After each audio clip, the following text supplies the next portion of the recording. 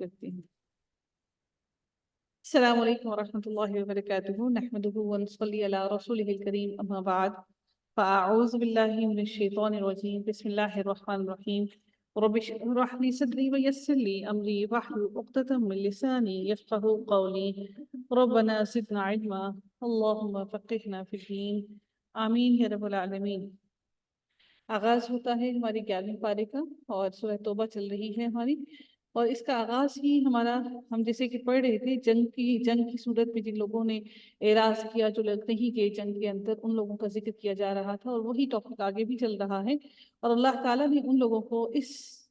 ان آیات کے اندر، آیات نمبر 92 سے لے کر 96 تک، ان لوگوں کے بارے میں جنہوں نے اعراض کیا، نبی کریم صلی اللہ علیہ وسلم سے منہ موڑ لیا اور جنگ میں نہیں کیے، تو اللہ تعالیٰ نے نبی کریم صلی اللہ علیہ وسلم سے کو حکم دیا کہ جس طرح سے اے رسول وہ آپ سے منہ موڑتے ہیں، اور وہ جس طرح سے آپ کی طرف نہیں آتے ہیں، آپ بھی ان سے منہ موڑ لیجیے۔ اور وہ اب آپ کے سامنے قسمیں اٹھا کر آپ کو یہ یقین دلانے کی کوشش کرتے ہیں کہ ہم کسی وجہ، کسی سبب کے بنا آپ کے ساتھ نہیں آئے ہیں، اور حالانکہ ان کے پیچھے کوئی سبب نہیں تھا کہ وہ آپ کے ساتھ جنگ میں نہ جاتے۔ تو نبی کریم صلی اللہ علیہ وسلم سے کہا جا رہا ہے کہ وَمَأْوَاهُمْ جَهَنَّمُ، کہ ان کا ٹھکانہ ان لوگوں کا جہنم ہے، اور جو کچھ وہ کما رہے ہیں، کہ اس کمائی کا بدلہ ہے جو وہ کما رہے ہیں۔ تو ان کی قسمیں اب کسی کام نہیں آئیں گی، بلکہ اللہ تعالیٰ ارشاد فرماتے ہیں کہ لا يرضى عن القوم الفاسقین، کہ اللہ تعالیٰ بے شک فاسق قوموں سے محبت نہیں کرتا، اور نہ ہی ان سے راضی ہوتا ہے۔ اللہ رب العزت نے ان منافقوں کو مثل دیا ہے کس کے، چوہے کی مانند، کہ یہ منافق وہ لوگ ہیں جس طرح سے چوہا اپنے گھر سے نکلتا ہے، اپنے بل سے نکلتا ہے، جب بھی نکلتا ہے اپنے بل سے، تو کوئی نہ کوئی خرابی کرنے کے لیے ہی نکلتا ہے، یا تو پھر وہ آپ کے کپڑے کاٹ دے گا، یا پھر آپ کی راشن کو خراب کر دے گا، یا کچھ نہ کچھ خرابی ضرور کرے گا۔ تو ان کی مثال بھی بالکل ایسے ہی ہے ان منافقوں کی، جس طرح سے چوہا اپنے گھر میں خرابی کرتا ہے اور اس گھر میں تکلیف پہنچاتا ہے، بالکل یہی معاملہ ان منافقوں کا بھی ہے، کہ یہ بھی بالکل انہی کی طرح سے ہیں منافق، جس طرح سے کہ چوہے ہیں۔ ٹھیک ہے، تو ہم آگے دیکھتے ہیں کہ اللہ رب العزت ارشاد فرماتے ہیں، کہ ہمیں بتاتے ہیں کہ اللہ تعالیٰ ارشاد فرماتے ہیں الاعراب اشد کفرا ونفاقا، یہاں پر بات کی جا رہی ہے ان دیہاتی لوگوں کے بارے میں جو صحرا اور شہر اور ہر جگہ میں ہوتے ہیں۔ تو اللہ تعالیٰ ان لوگوں کی اعرابی لوگوں کے بارے میں بیان کرتے ہیں، اور دیہاتی لوگوں کے بارے میں بیان کرتے ہوئے ارشاد فرماتے ہیں کہ انسان چاہے جس جگہ پر بھی ہو، ان سب لوگوں کے دل ایک ہی مانند ہوتے ہیں، ان لوگوں کے دل اللہ تعالیٰ کے لیے اور اللہ تعالیٰ کے لیے سخت ہوئے ہوتے ہیں، نرم نہیں ہوتے، اور وہ ان کے دل سخت ہوتے ہیں، بہت شدت میں ہوتے ہیں کفر کے اندر،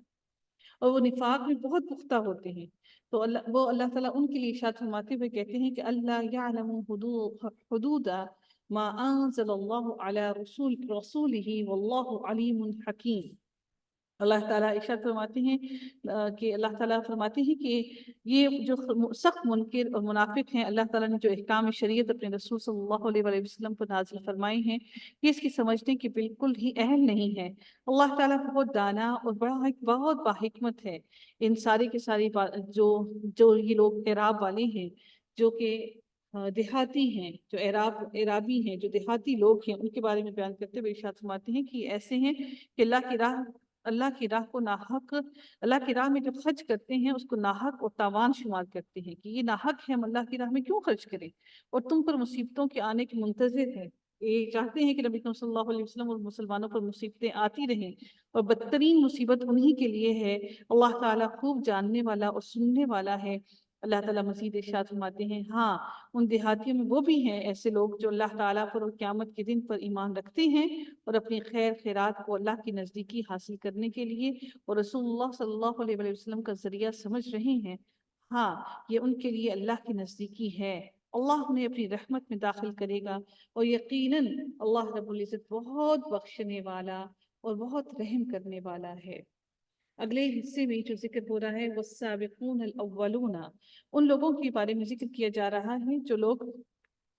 لوگ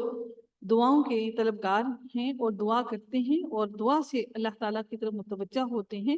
اور وہ دعا کر کے اللہ تعالیٰ کو پکارتے ہیں۔ ہر معاملے کے لیے، اور وہ پھر سبقت اختیار کرتے ہیں نیکیوں کے لیے، نیکیوں کے اندر. تو ان کے لیے اللہ تعالیٰ ارشاد فرماتے ہیں کہ ان لوگوں کے لیے، سبقت اختیار کرنے والوں کے لیے اللہ تعالیٰ نے جو اجر اور جس چیز کا ذکر کیا ہے، جس اجر کا ذکر کیا ہے، وہ ان کا ذکر ہم ان آیات میں پڑھیں گے. اللہ تعالیٰ ارشاد فرماتے ہیں کہ جو لوگ والسابقون الاولون، اور جو لوگ سبقت کرنے والے ہیں، اول والے ہیں، جلدی کرنے والے ہیں مہاجرین میں سے اور انصار میں سے، اور جو نیک کاموں میں ان کی پیروی کرنے والے ہیں، اللہ تعالیٰ ان سب لوگوں سے خوش ہوگا. ایسا نہیں کہ نیکی کی بلکہ نیکیوں میں جلدی بھی کی، اور وہ سب اللہ تعالیٰ سے راضی ہیں. ان کے لیے اللہ تعالیٰ نے وہ جنتیں تیار کر رکھی ہیں جن کا اللہ تعالیٰ نے بار بار ذکر کیا ہے. اللہ تعالیٰ پھر یہ بھی ارشاد فرماتے ہیں کہ یہی پوری کی پوری کامیابی ہے. ذالک الفوز العظیم، کہ یہ پوری کی پوری مکمل کامیابی ہے. اللہ تعالیٰ پھر نبی کریم صلی اللہ علیہ وسلم کو ارشاد فرماتے ہوئے کہتے ہیں کہ وَمِمَّنْ حَوْلَكُم مِّنَ الْأَعْرَابِ منافقون. اللہ تعالیٰ فرماتے ہیں کہ اے نبی کریم صلی اللہ علیہ وسلم، تمہارے آس پاس کے اعرابی، دیہاتی، اور وہ سارے کے سارے لوگ جو منافق ہیں، اور بعض اہل مدینہ میں بھی نفاق پر اڑے ہوئے ہیں. بعض ومن اہل المدینہ، اور اہل مدینہ میں سے بھی بہت پکے اڑے ہوئے ہیں. مردوا علی النفاق، نفاق پر اڑے ہوئے ہیں. اللہ تعالیٰ ان کے لیے ارشاد فرماتے ہوئے کہتے ہیں کہ انہیں تو نہیں جانتا ہے نبی، ہم انہیں جانتے ہیں. ہم انہیں 2 مرتبہ عذاب دیں گے، 1 مرتبہ بھی نہیں بلکہ 2 مرتبہ عذاب دیں گے، پھر بہت بڑے عذاب کی طرف لوٹائے جائیں گے. 1 مرتبہ عذاب مرتين، 2 مرتبہ. 1 مرتبہ عذاب وہ جو دنیا میں دیا جائے گا، اور 1 مرتبہ عذاب ہو جو اللہ تعالیٰ ان کو آخرت میں بڑے دن کا عذاب عطا فرمائے گا. جو آگے جس کا ذکر کیا جا رہا ہے کہ اللہ تعالیٰ ارشاد فرماتے ہیں اس اگلی آیت کے اندر کہ سستی اور کاہلی سے بچو. اور دوسرے وہ لوگ ہیں جنہوں نے اپنے گناہوں کا خود اقرار کر لیا، انہوں نے نیک عمل کو دوسرے برے عمل سے ملا لیا. ممکن ہے کہ اللہ تعالیٰ ان کی توبہ قبول کر لے اگر وہ توبہ کریں. بے شک اللہ تعالیٰ بخشنے والا ہے، وہ مہربان بھی ہے. لیکن اللہ تعالیٰ آگے یہ بھی ارشاد فرماتے ہوئے کہتے ہیں کہ ان کے مال سے صدقہ لے کر، اللہ تعالیٰ ارشاد فرماتے ہیں کہ خذ من اموالہم صدقۃ، کہ ان کے مال سے صدقہ لے کر اس سے تو انہیں پاک صاف کر دے. ان لوگوں کے مال سے صدقہ لے لو اور ان کی صدقے کی بدولت سے ان کے مال کو پاک صاف کر دیں، اور ان کے لیے دعائیں خیر کریں. تیری دعا ان کے لیے تسکین اور آرام ہوگی. اللہ تعالیٰ آپ کی دعا کو قبول کرے گا، وہ سنتا ہے. کیا یہ نہیں جانتے کہ اللہ تعالیٰ اپنے بندوں کی توبہ قبول فرماتا ہے اور وہی صدقہ لیتا ہے، اور اللہ تعالیٰ توبہ قبول کرنے والا مہربان ہے. وہ التواب الرحیم، وہ توبہ بھی قبول کرتا ہے اور مہربان بھی ہے. اللہ تعالیٰ آگے ارشاد فرماتے ہیں صدقہ اور مال کے تزکیے کے بارے میں ذکر ہو گیا. اب اگلی آیتوں کے اندر ایک قصہ ہے جو کہ عبرت کا قصہ ہے. اللہ تعالیٰ نے وہ قصہ اگلی آیتوں میں ارشاد فرمایا. ہم اس قصے کو تھوڑا سا دیکھتے ہیں کہ اللہ تعالیٰ نے وہ کون سا قصہ ان آیتوں میں نازل فرمایا. اللہ تعالیٰ ارشاد فرماتے ہیں کہ کہہ دیں کہ تم عمل کیے جاؤ، تمہارے عمل اللہ خود دیکھ رہا ہے اور بڑا بخوبی دیکھ رہا ہے. اللہ تعالیٰ ارشاد فرماتے ہیں کہ آپ نبی صلی اللہ علیہ وسلم آپ انہیں کہہ دیجئے وَقُلِ اعْمَلُوا فَسَيَرَى اللَّهُ، کہ تم لوگ عمل کرتے جاؤ، تمہارے عمل اللہ تعالیٰ خوب دیکھ رہا ہے. اور اللہ تعالیٰ پھر یہ بھی ارشاد فرماتے ہیں کہ تمہارے عمل اللہ دیکھ لے گا اور اس کا رسول اور ایماندار بھی. پھر تم سب اس کی طرف لوٹائے جاؤ گے. جو چھپے کھلے کو جاننے والا ہے وہ تمہیں بتا دے گا، جو کچھ تم کر رہے ہو وہ سب کچھ بتا دے گا. اب اگلی آیت کے اندر وہ آخرون مرجون، دوسری قسم کے لوگوں کا ذکر کیا جا رہا ہے. وہ کون سے لوگ ہیں جو دوسری قسم کے ہیں جن کی طرف اللہ تعالیٰ کا عذاب پہنچے گا؟ وہ لوگ ہیں کہ اللہ تعالیٰ نے ان کو ڈھیل دی ہے، ان کو مکمل ڈھیل میں چھوڑ دیا ہے، اور اللہ تعالیٰ کے حکم پر کہ وہ یا تو انہیں عذاب کرے یا انہیں معاف فرما دے. اللہ تعالیٰ کامل علم اور حکمت والا ہے. جن لوگوں نے مسجد بنائی، یہ مسجد ضرار کا ذکر ہو رہا ہے، یہ اسی لوگوں کا، یہاں پہ دیکھیں اس مسجد کا نام بھی موجود ہے، مسجدن ضرارا وکفرا وتفریقا بین المؤمنین، کہ وہ ایسی مسجد ان لوگوں نے بنائی جو کہ کفر، وہاں پر یہ منافق لوگ اکٹھے ہوا کرتے تھے، اور وہ ہدایت کی مسجد نہ تھی، اور نہ ہی اس مسجد میں وہ بیٹھ کے اللہ کی عبادت کرتے تھے، بلکہ وہ مسلمانوں کو تکلیف پہنچانے اور کفر کرنے کے لیے یہ لوگ اکٹھے ہوتے تھے، اور مسلمانوں میں پھوٹ ڈالنے کے لیے کوشش کرتے تھے. وہاں پر ایسے پلانز کرتے تھے کہ مسلمان آپس میں لڑیں اور اللہ اور اس کے رسول سے وہ لڑیں. انہیں وہ گھات لگانے کا موقع دینے کے لیے وہ وہاں بیٹھے تھے کہ ہر طرح سے مسلمانوں کو گھیر لیں. لمن حارب اللہ वरसूलहु, कि वो जंग करें अल्लाह से और उसके रसूल से। तो अल्लाह ताला इरशाद फरमाते हैं कि वो जरूर कस्में खाएंगे कि हमारा इरादा सिर्फ भलाई का ही है। कस्में खा खा कर कहेंगे कि हम तो सिर्फ और सिर्फ भलाई करना चाहते हैं, लेकिन अल्लाह ताला इरशाद फरमाते हैं कि वल्लाहु यशहदु इन्नहुम लकाज़िबून, बल्कि ये लोग तो पक्के पक्के झूठे हैं। अल्लाह ताला आगे इरशाद फरमाते हैं अगली आयतों के अंदर किन के बारे में। अल्लाह ताला अब अगली आयतों में मोमिनीन की सिफात बयान करते हुए इरशाद फरमाते हैं कि अल्लाह ताला इरशाद फरमाते हैं ला तकुम फीही अबदन ला मस्जिदुन उस उस्सिसा अला तक़वा, देख तू इसमें कभी खड़ा ना होना, यानी कि उनके पास, उन लोगों के पास खड़ा ना होना जिस मस्जिद की बुनियाद अव्वल दिन से ही परहेजगारी पर रखी गई है, वही ज्यादा हकदार हैं कि तू ज्यादा खड़ा हो उन लोगों के साथ। अनतकुम अहक्कु अन तकुम फीह, अल्लाह ताला इरशाद फरमाते हैं कि वो ज्यादा हकदार हैं जो हक पर हैं कि आप उनके साथ खड़े हों। फीही रिजालुन युहिब्बूना अन यतहहरु वल्लाहु युहिब्बुल मुत्तहहिरीन, कि अल्लाह ताला उन लोगों को पसंद करता है जो पाक साफ रहने वाले हैं, और जो वो लोग जो कि अल्लाह के लिए अल्लाह के घर को आबाद करते हैं, ना कि इसलिए कि वो अल्लाह ताला की नबी के खिलाफ कोई हुज्जतें बयान करें और ऐसे कोई हरबे बनाए। अगली आयत के अंदर जो जिक्र हो रहा है वो मुश्रिकीन के लिए दुआए मग़फ़िरत की नबी को सल्लल्लाहु अलैहि वसल्लम को मना किया गया कि आप उनके लिए दुआए मग़फ़िरत ना कीजिएगा। अल्लाह ताला इरशाद फरमाते हैं आयत नंबर अगली आयत के अंदर कि अफमन अस्ससा, नबी करीम सल्लल्लाहु अलैहि वसल्लम से कहा जा रहा है क्या वो शख्स जिसने अपनी इमारत की बुनियाद अल्लाह ताला के डर पर रखी बेहतर है, या वो जिसने अपनी इमारत की बुनियाद गिर पड़ने वाली खाई खाई के किनारे पर रखी हो, यानी कि ऐसी जगह पर, यानी कि जहां पर वो इमारत गिर जाए जो उसे जहन्नुम की आग में ले गिरे, यानी कि वो ऐसी इमारत है कि उसको गिर कर वो लेकर इमारत उसको भी ले जाए, वो इमारत में पूरी पूरी जहन्नुम की आग में गिर जाए। अल्लाह ताला ना इंसाफों की रहबरी हरगिज नहीं करता। उनकी बनाई हुई ये इमारत तो हमेशा के लिए उनके दिलों में शक व शुबा का बायस ही रहेगी। हाँ, ये और बात है कि उनके दिलों के टुकड़े टुकड़े हो जाएं। अल्लाह ताला खूब जानता है, उनके ईमान को बेहतरीन जानता है। अल्लाह ताला मजीद इरशाद फरमाते हैं, अगले रुकू के अंदर नया टॉपिक शुरू हो रहा है, वही मोमिनीन की जिक्र किया जा रहा है, उनकी सिफात बयान की जा रही है कि अल्लाह ताला ने ईमान वालों से उनकी जानें और उनके माल खरीद दिए हैं इस कीमत पर कि उनके लिए जन्नत है, वो अल्लाह की राह में जिहाद करते हैं फिर मारते हैं और शहीद हो जाते हैं। ये वादा अल्लाह ताला ने अपने ऊपर वाजिब कर लिया है, तो रात में भी वाजिब कर लिया, इंजील में भी वाजिब कर लिया और कुरान में भी वाजिब कर लिया। वमन औफ़ा बिअहदिही मिनल्लाह, और कौन ऐसा है जो अल्लाह से ज्यादा वादे को पूरा करने वाला है। तो ए नबी सल्लल्लाहु अलैहि वसल्लम आप उनको खुशखबरी दे दीजिए, आप उनको बता दीजिए कि तुम्हें इस खरीद फरोख्त पर खुश हो जाना चाहिए जो तुमने की अल्लाह के साथ, और यही सबसे बड़ी कामयाबी है। अब जिक्र हो रहा है किनका? तौबा करने वालों का। ये लोग तौबा करने वाले, इबादत गुजार, अल्लाह की तारीफें करने वाले, अल्लाह की राह में सफ़र करने वाले, रुकू और सजदों में मशगूल रहने वाले, अच्छे कामों का हुक्म करने वाले, बुरी बातों से रोकने वाले, अल्लाह ताला की हदबंदियों की हिफाजत करने वाले होते हैं। तो इन मुसलमानों को बिशारतें सुना दीजिए, खुशखबरी सुना दीजिए।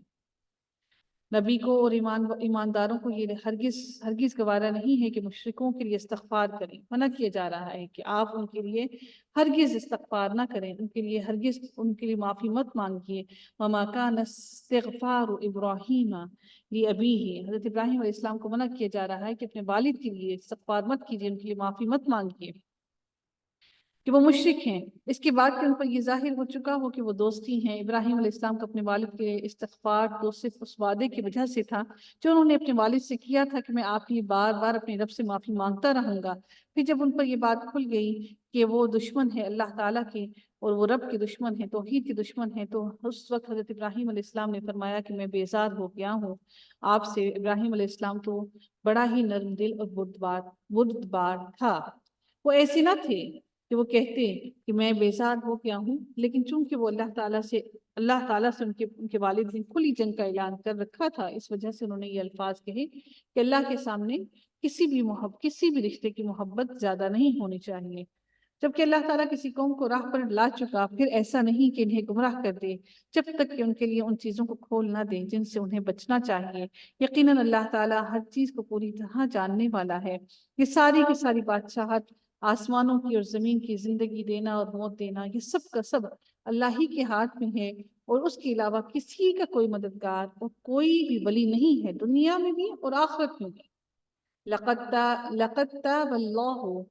علی النبی والمہاجرین والانصار۔ اللہ رب العزت مزید ارشاد فرماتے ہیں کہ یقیناً اللہ تعالیٰ اپنی رحمت کے ساتھ متوجہ ہو گیا نبی اکرم صلی اللہ علیہ وسلم پر اور مہاجرین اور انصار پر بھی، جو مشکل کی گھڑی میں نبی اکرم صلی اللہ علیہ وآلہ وسلم کی پیروی میں لگے رہے۔ اس کے بعد یہ قریب تھا کہ ان کی ایک جماعت کے دل ٹیڑھے ہو جائیں،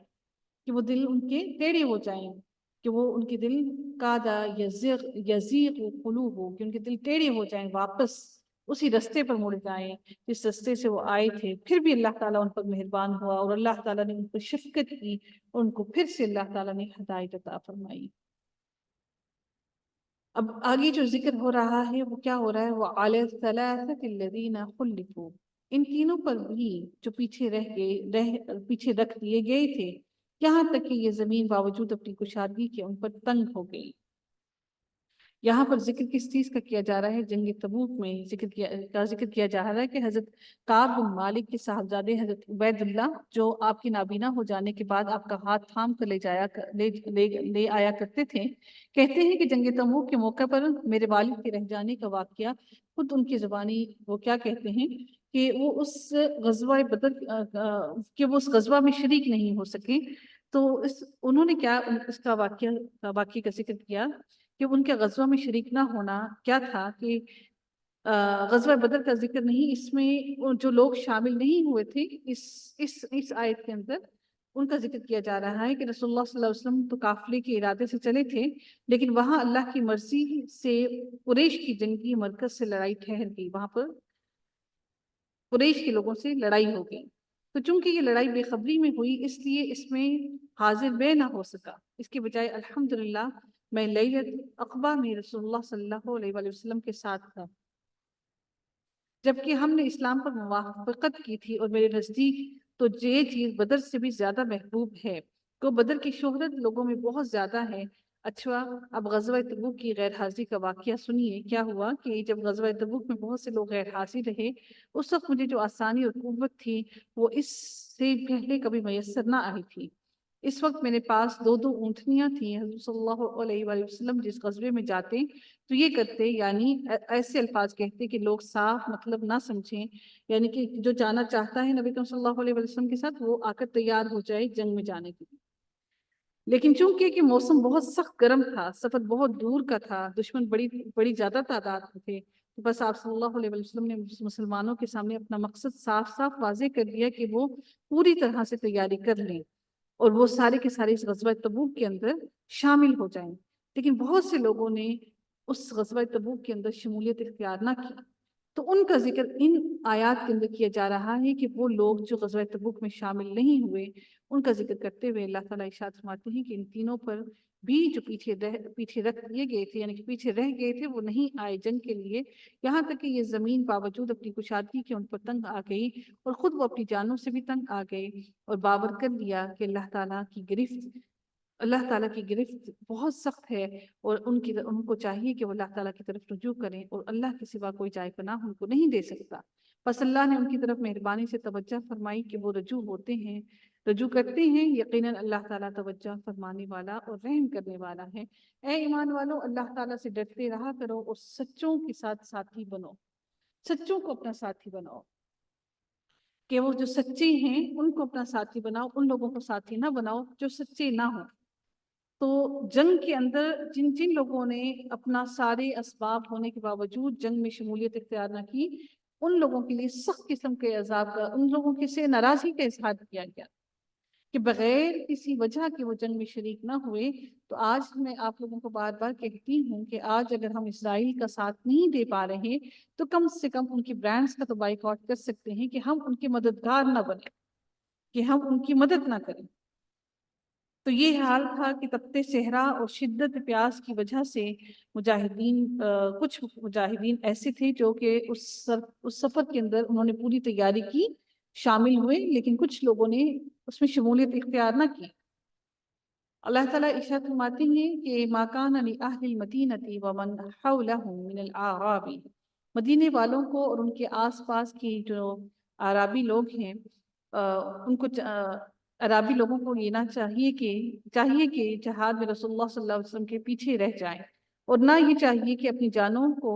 اس کی جان سے زیادہ چاہیں، کہ وہ چاہیں کہ ہم اپنی جانوں کو بچا لیں۔ یہ اس لیے کہ ان مجاہدین کو جو پیاس اور رنج اور تکلیف اور بھوک اللہ کی راہ میں پہنچی ہے، اور جہاں کہیں ایسے مقام پر وہ چلتے ہیں جس سے کافروں کے دل کٹیں اور دشمنان دین سے یہ جو کچھ اللہ تعالیٰ نے ان کو دیا ہے وہ چھین لیتے ہیں، اس سب کے بدلے ان کے نیک عمل لکھ لیے گئے ہیں۔ اللہ تعالیٰ نیک کام کرنے والوں کو کا اجر کبھی بھی ضائع نہیں کرتا۔ وہ جو کچھ کم یا زیادہ خرچ کرتے ہیں اور جس کسی بھی میدان کو طے کرتے ہیں وہ بھی ان کے لیے اللہ تعالیٰ نے لکھ دیا ہے، تاکہ ان کے اعمال کو بہتر بدلہ ان کو اللہ تعالیٰ عطا کرے، تاکہ اللہ تعالیٰ ان کے ایک ایک عمل کا بہترین بدلہ ان کو عطا کرے۔ احسن ما كانوا يعملون وما كان المؤمنون لينفروا كافة۔ اللہ رب العزت مزید کیا ارشاد فرماتے ہیں کہ مسلمانوں کو تو یہ نہیں چاہیے، ایسا نہیں کرنا چاہیے کہ وہ سارے کے سارے ہی نکل کھڑے ہوں۔ ایسا کیوں نہیں کرتے کہ ہر جماعت میں سے کچھ لوگ جائیں کہ وہ دین کی سمجھ بوجھ حاصل کریں، اور جب واپس لوٹیں تو وہ اپنی قوم کو آگاہ کرتے رہیں تاکہ وہ اپنا بچاؤ کر لیں۔ کہ مسلمانوں کی جماعت کے اب یہاں پر ذکر کیا جا رہا ہے دین کی تعلیم حاصل کرنے کا، کہ دین کی تعلیم حاصل کرنے کے لیے مسلمانوں کو چاہیے کہ وہ ٹولیوں میں جائیں اور ایک ایسا مرکز بنا لیں جہاں پر وہ بیٹھ کر دین کی تعلیم حاصل کریں، اور پھر واپس آ کر آپس میں ایک دوسرے کو اس دین کے بارے میں ایک دوسرے کو خبر دیں اور سمجھائیں اور سکھائیں۔ الحمدللہ آپ بھی اسی جماعت میں شامل ہیں جو دین کو سیکھتے ہیں اور سکھانے کی کوشش کرتے ہیں۔ اللہ تعالیٰ اگلے رکوع کے اندر ارشاد فرماتے ہیں کافروں کے بارے میں۔ اللہ تعالیٰ ارشاد فرماتے ہیں اے ایمان والو، جو کفار تم سے قریب رہتے ہیں جو آپ کے قریب ہیں، پہلے ان سے جہاد کرو، اور چاہیے کہ وہ تم میں سختی پائیں۔ جان رکھو کہ اللہ تعالیٰ پرہیزگاروں کا ساتھی ہے۔ ایسا نہ ہو کہ تم ان کے لیے تمہارے دل نرم پڑ جائیں، بلکہ تم اپنے دلوں کو سخت ہی رکھو ان کے معاملے میں، کیونکہ وہ کفار ہیں۔ جب کبھی کوئی صورت اتاری گئی تو بعض منافق کہتے ہیں کہ تم میں سے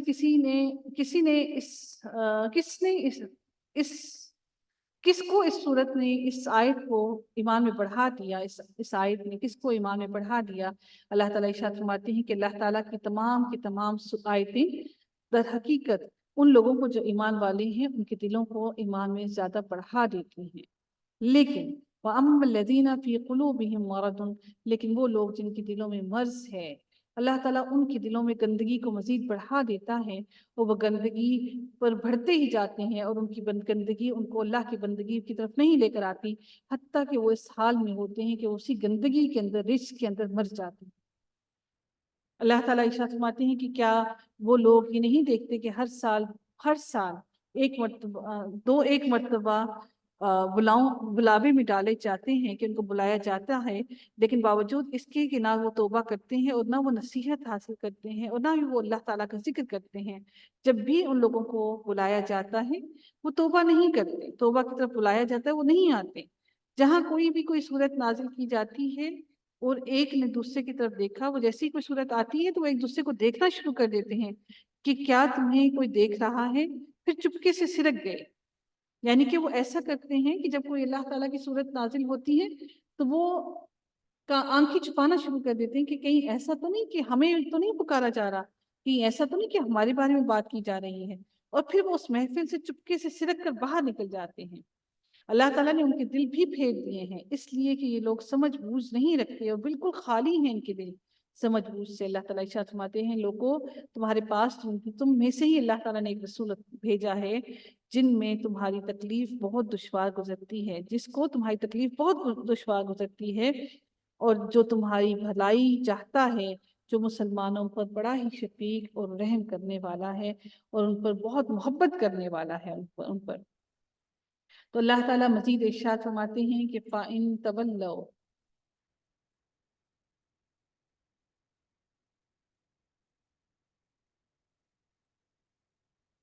فَإِن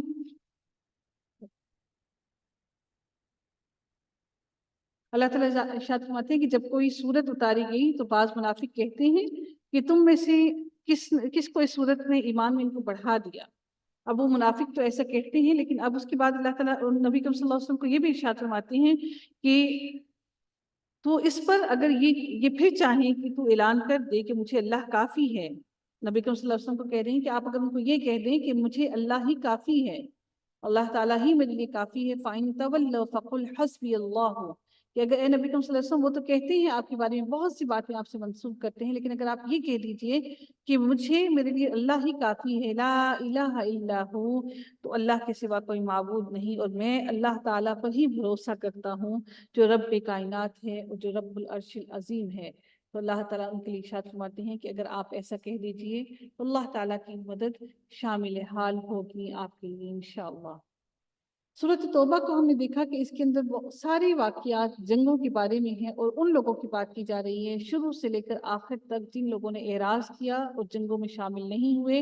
اور انہوں نے ایسے ہی ہیلے اور حجتیں بنائی اور منافقین کا ذکر کیا جا رہا ہے. ہم نے اس پوری کی پوری سورہ کے اندر زیادہ تر جو ذکر پڑا وہ منافقین کا اور ڈرنے اور ڈرپوک لوگوں کا پڑھا، کہ جن سے ہمیں یہ اندازہ ہو جانا چاہیے کہ دین اسلام دل کے اندر ڈر اور خوف کو پسند نہیں کرتا کہ ہم اپنی موت سے گھبرائیں اور موت سے ڈریں. اللہ تعالیٰ سے دعا ہے کہ ہم سب کو ایمان کی زندگی عطا کرے اور ایمان پر ہی ہم سب کو خاتمہ نصیب فرمائے. سورہ یونس کا ذکر آغاز ہوتا ہے جو کہ مکی سورہ ہے، اور اس کی 109 آیات ہیں اور رکوع اس کی 11 ہیں، اور نزول کے حساب سے یہ 51 نمبر پر ہے. بسم اللہ الرحمن الرحیم، حروف مقطعات سے آغاز ہوتا ہے پھر سے، اور اللہ تعالیٰ ارشاد فرماتے ہیں تلک آیات الکتاب الحکیم، کی ساری آیات ہیں کتاب حکیم کی. اللہ تعالیٰ پھر ارشاد فرماتے ہیں کیا لوگوں کو یہ بات انوکھی معلوم ہوتی ہے، انوکھی لگتی ہے کہ ہم نے ان میں سے ایک انسان کی طرف اپنی وحی بھیجی کہ تو لوگوں کو آگاہ کر دے اور ان کو خوشخبری بھی دے دے. ان کو کیوں عجیب لگتا ہے کہ ہم نے انہی میں سے ایک نبی اور رسول بنا کر بھیجا ہے. قال الکافرون ان ھذا لساحر مبین، یہ کافر کیوں کہتے ہیں کہ یہ ایک جادو ہے. پھر اللہ تعالیٰ پھر ارشاد فرماتے ہوئے کہتے ہیں ان ربکم اللہ، تم سب کا پروردگار وہ اللہ ہے. اللہ تعالیٰ پھر وہ اپنی کبریائی بیان کرتے ہیں کہ جس نے آسمانوں کو زمین کو 6 دنوں میں بنایا اور پھر اپنے عرش کی طرف متوجہ ہوا اور پھر سارے کے سارے معاملات اس نے پورے کر دیے. اللہ تعالیٰ بہت شفیع ہے، اور اللہ تعالیٰ ارشاد فرماتے ہیں کہ کوئی کسی کا سفارشی نہیں بن سکتا مگر اس کی اجازت کے بغیر، کوئی کسی کا سفارشی نہیں بن سکتا. وہی سب کو پالنے والا ہے، اور اللہ تعالیٰ کو کوئی کچھ دے نہیں سکتا، وہی سب کو دینے والا ہے. بس اے لوگو، بس پھر اب تم اسی کی عبادت کرو جس نے تمہیں سب کچھ ایک ایک باتیں گنوا دی کہ میں وہ ہوں. کیونکہ تم سب کو لوٹ کر اپنے رب کی طرف جانا ہے، تم سب کو اس کی طرف لوٹ کر جانا ہے، کیونکہ اس اللہ کا وعدہ پکا اور سچا ہے. وہی ہے جس نے تمہیں پیدا کیا ہے، اور وہی ہے جس کی طرف تم سب کو لوٹ کر جانا ہے، اور وہی ہے جو تمہیں اپنا وعدہ پورا کرے گا، ہمارے ہر عمل کا انصاف کے ساتھ تمہیں پورا کا پورا بدلہ دے گا. ان لوگوں کو جو ایمان لائے اور اچھے عمل کیے، اللہ تعالیٰ ان کو تو جنت کی خوشخبری دیتا ہے، لیکن اس کے ساتھ ساتھ اسی ایک ہی آیت کے اندر اللہ تعالیٰ کافروں کا بھی ذکر کرتے ہوئے ارشاد فرماتے ہیں کہ کافروں کے لیے اللہ تعالیٰ نے گرم کھولتا ہوا پانی ان کے پینے کے لیے رکھا ہے، جو کہ بہت دردناک عذاب ہے، جو کہ بڑا ہی برا عذاب ہے. اللہ تعالیٰ مزید ارشاد فرماتے ہوئے کہتے ہیں کہ هو الذی جعل الشمس ضیاء، اللہ تعالیٰ ارشاد فرماتے ہیں کہ اسی نے سورج کو روشن کیا ہے اور اسی نے چاند کو نور عطا کیا، یعنی کہ نورانی بنایا ہے.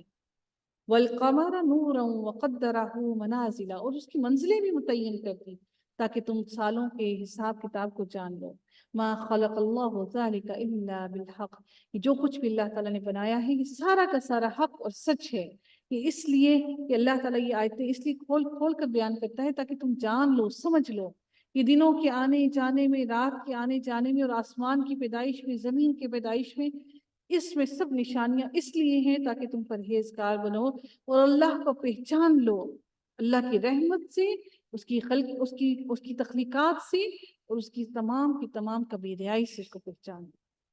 ان الذین لا یرجون، اب ان لوگوں کا ذکر کیا جا رہا ہے، اللہ تعالیٰ ان لوگوں کا ذکر کرتے ہیں جو اللہ سے ملاقات کرنے کے منکر ہیں۔ اللہ تعالیٰ ان کے لیے ارشاد فرماتے ہیں کہ دنیا کی زندگی میں ہی وہ بسے ہوئے ہیں اور اسی کے اندر ان کے دل مطمئن ہو گئے ہیں، اطمینان میں آ گئے ہیں، وہ لوگ جو ہماری نشانیوں سے غافل ہیں۔ ان لوگوں کے لیے اللہ تعالیٰ ارشاد فرماتے ہیں کہ ان کے لیے میں نے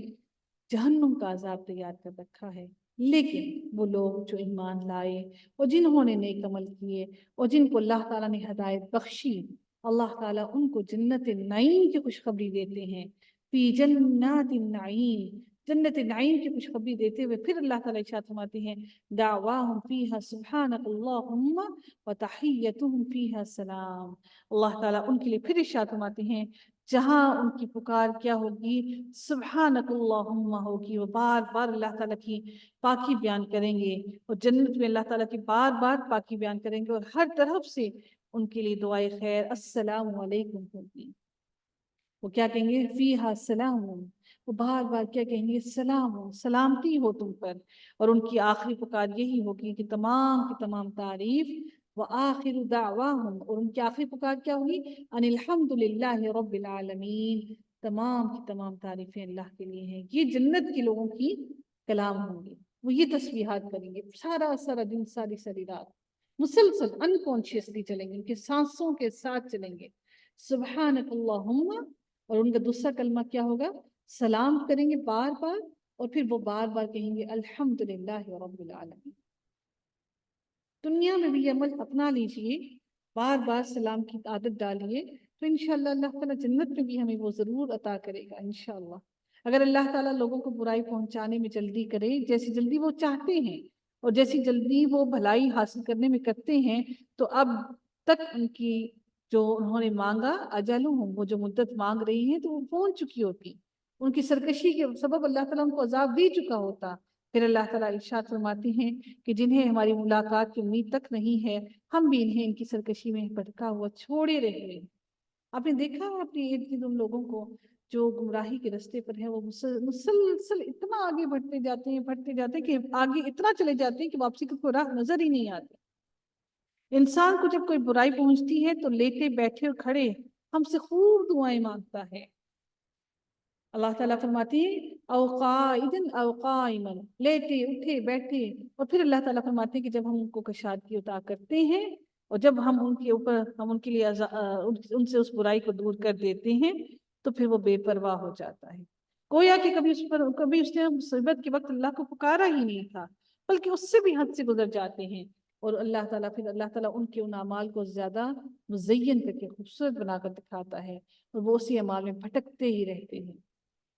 پھر اللہ تعالیٰ فرماتے ہیں انہی اسباب کے سبب ہم نے کتنی ہی بستیوں کو تباہ کر دیا۔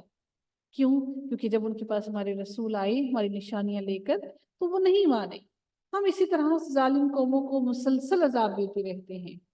پھر اللہ تعالیٰ پھر ارشاد فرماتے ہوئے کہتے ہیں کہ اللہ تعالیٰ فرماتے ہیں کہ ثم جعلناکم خلائف فی الارض، اللہ تعالیٰ فرماتے ہیں کہ پھر ان کے بعد ہم نے اس زمین میں تمہیں ان کا جانشین بنایا ہے کہ ہم دیکھ لیں کہ اب تم کیسے عمل کرتے ہو، یعنی کہ ایک قوم کو تباہ کیا تو اللہ تعالیٰ اس سے بہتر قوم کو لے آیا اور پھر ان کو بھی دیکھنے کے لیے کہ تم کیسے عمل کرتے ہو۔ وَإِذَا تُتْلَى عَلَيْهِمْ آيَاتُنَا بَيِّنَاتٍ، اور جب ان کے سامنے ہماری آیات پڑھی جاتی ہیں تو پھر وہ کیا کرتے ہیں، ہماری ملاقات کے منکر کہتے ہیں کہ ہمارے پاس اس کے سوا کوئی اور قرآن لایا، اسی کو بدل لا۔ تو جواب دے، تو نبی صلی اللہ علیہ وسلم سے کہا جا رہا ہے کہ تو جواب دے کہ یہ مجھ سے تو نہیں ہو سکے گا، کہ میں تو اس قرآن کو نہیں بدل سکتا، میں اسے اپنی طرف سے بدل دوں، میں تو صرف اس وحی کا تابع دار ہوں جو میری طرف بھیجی گئی ہے، مجھے اپنے رب کی نافرمانی کرتے ہوئے اس بڑے دن کا عذاب کا ڈر ہے، الا ما یوحى الیہ، جو وحی میری طرف کی جاتی ہے، میں تو اس بڑے دن کے عذاب سے ڈرتا ہوں، اور میں بہت ڈرتا ہوں اس دن کے عذاب سے۔ پھر اللہ تعالیٰ ارشاد فرماتے ہوئے نبی صلی اللہ علیہ وسلم سے کہہ رہے ہیں، اے نبی آپ ان سے کہہ دیجئے قل لو شاء اللہ ما تلوته علیکم ولا ادراکم بہ۔ اللہ تعالیٰ پھر ارشاد فرماتے ہوئے کہتے ہیں نبی صلی اللہ علیہ وسلم کہہ دیجئے کہ اگر اللہ چاہتا تو میں اسے تمہارے سامنے نہ پڑھتا، نہ وہ خود تمہیں اس سے خبردار کرتا۔ اللہ تعالیٰ دیکھو، میں اس سے پہلے بھی تم میں اپنی بڑی عمر گزار چکا ہوں، کیا پھر بھی تم نہیں سمجھتے کہ میں اتنی عمر گزارنے کے باوجود بھی میں نے تمہارے سامنے کبھی جھوٹ نہیں بولا، تو میں کیسے جھوٹ بولوں؟ اب اس سے بڑا کون جھوٹا ہو سکتا ہے جو اللہ کو جھوٹ باندھے اور اللہ کی آیتوں پر جھوٹ باندھے؟ پھر اللہ تعالیٰ ارشاد فرماتے ہوئے کہتے ہیں انہ لا یفلح المجرمون، مجرم کبھی بھی فلاح نہیں پاتے، کبھی بھی فلاح نہیں پا سکتے۔ اور پھر مزید آگے ارشاد کیا ہوتا ہے کہ اللہ کے سوا جن لوگوں کی یہ عبادت کرتے ہیں وہ ان کو کوئی نقصان بھی نہیں